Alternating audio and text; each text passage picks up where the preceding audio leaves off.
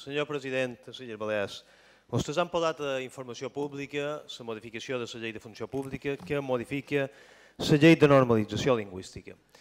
Després que s'hi hagin presentat més de 12.000 al·legacions que demanaven la retirada d'aquesta modificació, vostès han anunciat una sèrie de modificacions però que encara van en la línia de menys valorar encara més el coneixement i l'ús del català en l'àmbit de l'administració pública. És a dir, hi ha una nova versió que el que fa és aprofundir en el mateix objectiu que tenien des del principi, fer del català una llengua innecessària a l'administració pública. La pregunta, per tant, és, senyor president, com valora les més de 12.000 al·legacions que s'han presentat? Miri, francament, crec que la valoració que faig és positiva i vull aprofitar també aquesta pregunta per agrair a totes aquelles persones i entitats que han fet aportacions amb al·legacions per millorar aquest text. Perquè nosaltres el que volem és això, millorar aquest text amb la intenció de complir els nostres compromisos electorals, el qual literalment diu, el nostre programa electoral, pàgina 121, per a l'accés a l'administració pública, excepte en àmbits molt concrets, el català no serà un requisit. Es valorarà com un mèrit per a la provisió de llocs de feina. Moltes gràcies, senyor Barceló. El dubte és, per tant, per què fan la informació pública, per què fan aquest paripé, si llavors el que fan és menysprear els ciutadans que han presentat al·legacions. Més de 12.000 al·legacions li demanen que retiri aquest projecte i vostre li farà cas a una sola al·legació, la que presenta l'entitat radical antimallorquina Círculo Balear, que li demanava que anés encara més contra la nostra llengua, que encara no bastava. La veritat és que crec que vostè està tancat en el consolar i no escolta la gent, només escolta la minoria més radical.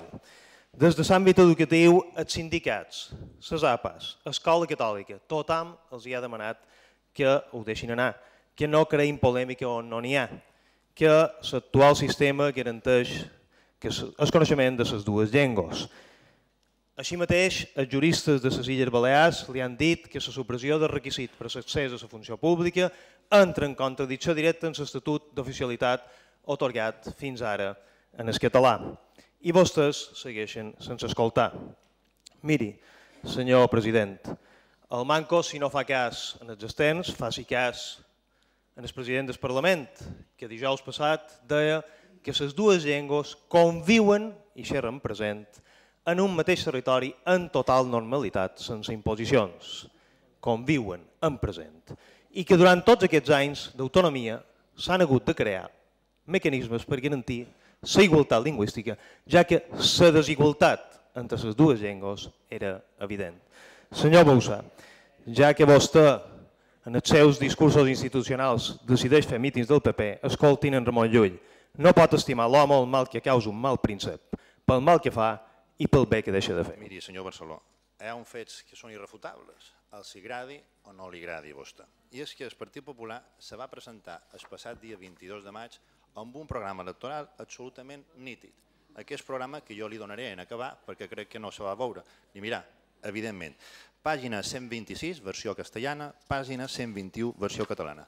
Absolutament inequívoc. Mira, la proposta del Partit Popular va tenir un recolzament de 194.680 persones. La seva, el seu grup, de 36.149 persones. Nosaltres, almenys nosaltres, complirem amb els nostres compromisos electorals, des del respecte amb altres formacions, però amb el compromís de la paraula donada. Miri, és positiu la participació ciutadana i precisament per això se fan al·legacions, que se poden o no acceptar, però és positiu. Però és millor encara saber reconèixer la voluntat de les urnes i la voluntat de les majories. Però encara més positiu és saber complir els seus compromisos electorals. Jo entenc que vostès no compleixen els seus compromisos electorals perquè hi ha molt de programa que complien i al final no s'ho compleix res. Nosaltres complirem amb el nostre programa electoral. No tingui cap dubte, per això me'l van presentar.